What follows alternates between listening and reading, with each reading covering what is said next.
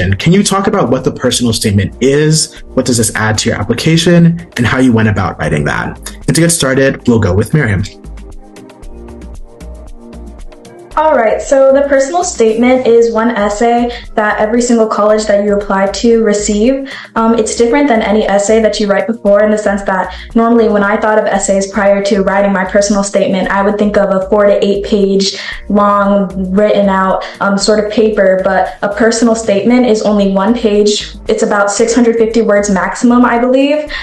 So it's nothing too extensive, nothing too difficult to write, and the tone of it isn't to say too academic. It's as if you yourself is writing it. It's as if your own voice is writing the paper, and that way it's more personal to you. One thing that I would advise is that your personal essay is really unique. If you can get your paper and write someone else's name instead of your name on it, then maybe it's too broad, and that way that when the officers who are looking through your paper, they see something that stands out, they see something that is unique, that stands out, because they're reading about hundreds and thousands of these papers over their lifetime. So if they see something that's different, then that's going to take their attention, and that's going to make them more inclined to be more interested in you and to admitting you into their university. And about mine specifically, I didn't have a lot to go by when I was writing mine. I was kind of lost. So what I would do is I would look at other people's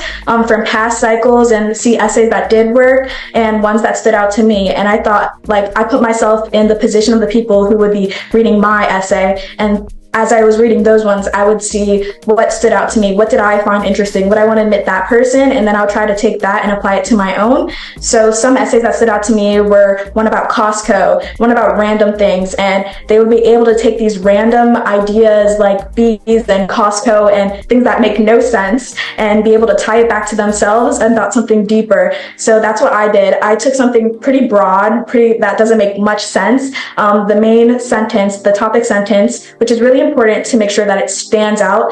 My topic sentence was, I have been mispronouncing my name my entire life. I did that so that whoever would read it would be like, what does that even mean? So that they feel inclined to read more and learn more about me. So I took that broad statement and I was able to tie it back to my personality, how I grew up in a predominantly white environment, and how it affects me, and how I want to apply that to my college experience.